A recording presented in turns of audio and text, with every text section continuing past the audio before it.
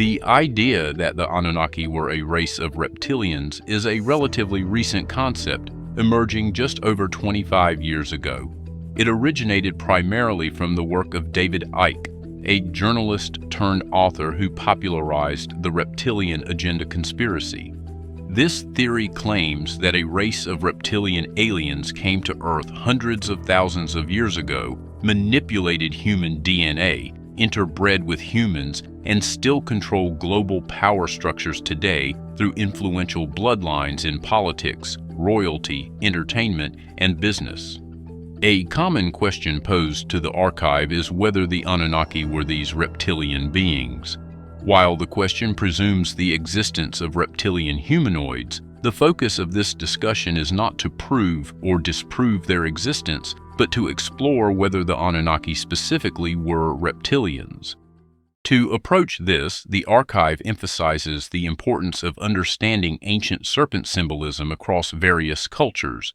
This symbolism has been misinterpreted and exploited by modern conspiracy theorists, which has distorted serious discussions about human origins and ancient civilizations. Serpent symbolism is a foundational concept when exploring the ancient roots of the Reptilian Agenda conspiracy theory. Serpents are among the oldest mythological symbols, stemming from the Latin serpens, meaning snake. Across ancient cultures, snakes have represented both good and evil, fertility, transformation, immortality, and healing due to their ability to shed their skin.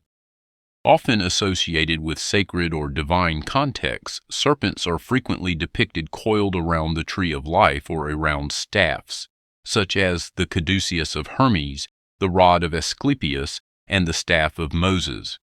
These symbols form part of the historical and symbolic framework used by reptilian agenda theorists to support their claims.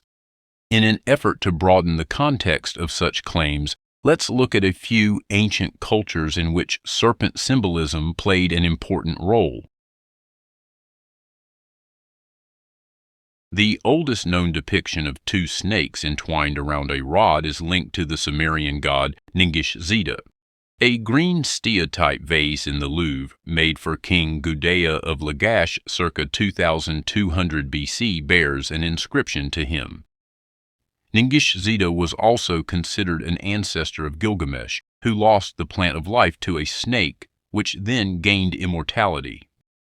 Ningish-Zida is sometimes connected to the Hindu concept of Kundalini, representing coiled energy rising through the spine, symbolized by a rod, with two serpents often crossing 7 times to reflect the chakras. Though often misrepresented, Enki is not a serpent god. While associated with serpents due to conflicts with his brother Enlil, depictions of Enki as half-serpent are inaccurate and unsupported by historical evidence. In ancient Egyptian mythology, serpents were prominent symbols from beginning to end. The uraeus, a cobra emblem, represented the goddess Wadjet, one of Egypt's earliest deities, and was worn by pharaohs as part of their crown to signify divine protection and legitimate rule. In Egypt, serpents also symbolized mastery over Kundalini energy, linking the physical and spiritual realms. Additionally, Thoth, the god of wisdom, is sometimes shown with 2 snakes, symbolizing vital energy, a motif that influenced the Greek Hermes and Roman Mercury, who carry the caduceus, a staff entwined with serpents. Naga is the Sanskrit word for a deity or class of entity or being, taking the form of a large snake found in Hinduism and Buddhism. The Naga primarily represents rebirth, death, and mortality, due to its casting of its skin and being symbolically reborn. Hindus associated Naga with Shiva and with Vishnu, who rested on a 100-headed Naga and coiled around Shiva's neck. The snake represented freedom in Hindu mythology because it cannot be tamed. In the Hebrew Bible, the serpent in the Garden of Eden lured Eve with the promise of being like God. The process of how Judeo-Christian religion has transformed this serpent into Satan is detailed in our presentation titled Brotherhood of the Snake. It is highly recommended, and a link is in the description. In archaic Greek mythology, serpents played a significant symbolic and mythological role. Ophion, a primeval serpent deity, was said to have ruled the world with Eurynome before being overthrown by Cronus and Rhea. Interestingly, the Greek oracle tradition was believed to continue the serpent worship of Egypt's cobra goddess Wadjet. Several mythic figures featured serpentine traits. Typhon, a monstrous enemy of the Olympians, had 100 snake-like heads and serpents from his thighs and was ultimately defeated by Zeus. Python, the earth dragon of Delphi, was a serpent slain by Apollo. The Gorgons, including Medusa, were monstrous women with living snakes for hair and origins rooted in pre-Greek ritual lore. They wore a belt resembling the caduceus. And finally, Asclepius, god of healing and son of Apollo, discovered the power of resurrection by observing serpents using herbs, leading to his iconic symbol, a staff with a coiled serpent, the true symbol of medicine. Native American tribes in the Americas depict the plumed serpent, known as the creator god and god of the underworld, with notable examples being Quetzalcoatl for the Aztecs and Kukulkan for the Maya. In Australia, the rainbow serpent is a significant mythological figure among Aboriginal peoples, especially in northern regions. Additionally, in Mesopotamia's prehistoric Ubaid period, circa 6,500 to 3,800 BC, lizard-like humanoid figurines were found. These statues, likely not representing gods, have been used in an attempt to erroneously legitimize David Icke's Reptilian Conspiracy. A key fact is that these figures' unusual cranial shapes likely reflect intentional infant skull binding, a known cultural practice at the time, which conspiracy theories often ignore. The idea of reptilian humanoids is a modern invention that originated in early 20th century fiction. Notably, Robert E. Howard's 1929 King Cool stories featured serpent men, reptilian beings capable of illusion, and Edgar Rice Burroughs' Pellucidar series included snake-like humanoids. These fictional portrayals laid the groundwork for the reptilian humanoid trope. Probably the single most memorable example of the reptilian humanoid concept aired as a TV miniseries in 1983. The V miniseries depicts seemingly benevolent alien visitors who arrive on Earth but are soon revealed to be reptilian creatures in disguise with a sinister agenda to dominate and exploit humanity. This concept evolved into more intricate conspiracy theories in the late 1990s. British conspiracy theorist David Icke further developed the reptilian idea in his 1999 book, The Biggest Secret, claiming shape-shifting, blood-drinking reptilians from the Alpha Draconis star system secretly control humanity by interbreeding with humans and infiltrating positions of power. Icke also uses selective biblical references like the serpent in Eden and the Nephilim to support his theory, but these interpretations are considered a misreading and confirmation bias by critics, leading followers to be misinformed. The reptilian theory is heavily reinforced by confirmation bias. Icke has been able to mold evidence in favor of his hypothesis. Furthermore, those who have become attached to Icke's point of view have also developed the ability to interpret supporting information from vague sources.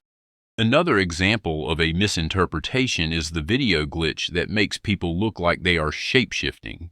Proponents of the conspiracy argue that slowing down or pausing video can sometimes reveal a glimpse of individuals shape-shifting.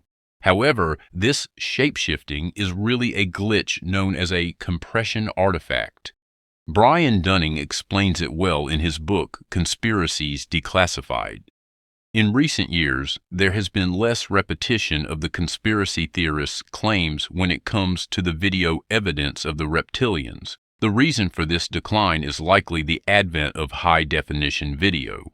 Today, when we pause a video, there is much less compression artifacting. In fact, most of the time you can't see any at all. But when David Icke first began promoting this idea, pausing video meant pausing a VHS tape. If you remember seeing this, you'll recall that when paused, the picture would jitter and flash and sometimes flicker between two frames, and that every edge was shattered into interlacing lines. It was easy in those days to pause a video and see just about anything you wanted to see. And in the early days of YouTube with low-resolution, highly compressed videos, the situation was only marginally better. There is no doubt that this Reptilian Agenda conspiracy has gained traction among the more paranoid members of society. Since they have no considerable control over the economy or government, it is easy to direct mistrust to those in power. This belief system may also be connected to a desire for structure out of randomness. It is easier to explain how our world leaders manage to gain such positions of power by linking them to a specific group. This process possibly provides a sense of comfort to the believers. They can imagine having power over the leaders by knowing their true identities. It should be noted that the reptilian theory is not popular by comparison to other theories. Therefore, a number of Icke's followers are likely motivated by a desire to feel unique, kind of like flat earthers. With these factors in mind, it is no wonder why many are captivated by the reptilian theory. Now, we want to be very clear in our refutation of Icke's premise. The archive vehemently argues that Icke's so-called reptilians have no relationship whatsoever with the Anunnaki. We are not necessarily arguing against the potential existence of a reptilian alien race, nor are we unequivocally denying that such a race could have intervened in ancient Earth history. Rather, the archive is tightly focused on the completely invalid connection made by Icke between reptilians and the Anunnaki. Icke has hijacked the research conducted by legitimate individuals, primarily Zecharia Sitchin, and perverted it into some sensationalized version of the land of the lost. Sitchin is the foremost authority on the Anunnaki and their role in the ancient astronaut hypothesis. He never ascribed any reptilian characteristics to the Anunnaki, and as far as the veracity and reliability of research is concerned, the archive will pick Sitchin over Icke every day of the week. Sitchin was the real deal concerning in-depth research of this subject matter. Comparing Sitchin's work to Icke's is like comparing a university library with a gas station newsstand. The question may arise for some of you as to why the archive is so certain the Anunnaki were not reptilian. We can start by declaring that not a shred of evidence has been found in the ancient Sumerian texts, seals, and artifacts indicating such a race existed during that time period. If there was a reptilian race involved with ancient Mesopotamian prehistory, Zecharia Sitchin would have certainly discussed it. He certainly has no compunction whatsoever talking about the snake symbolism found in various ancient cultures, or anything else for that matter, as long as his source material supported his conclusion. Part of Icke's premise is that Anunnaki manipulated the DNA of humans, but to be honest, this is not his research at all. He completely copied this concept from Zecharia Sitchin. He simply added the part that the Anunnaki were reptilian and, oh yeah, they are also interdimensional and are holographic. Yet Icke has no credible reference that backs up either one of his additional claims. Icke has continued to morph his thesis into an ever-expanding, all-encompassing explanation of existence. This has ultimately led him to construct his very own matrix that explains everything about our reality. But the archive will digress at this point. The real focus of this presentation is how the Anunnaki have been misaligned with a reptilian conspiracy theory and the overall harm that comes from such a misalignment. It is the archive's humble opinion that there is no connection at all between the Anunnaki gods of ancient Mesopotamia and the alleged Reptilian Agenda conspiracy put forth by David Icke.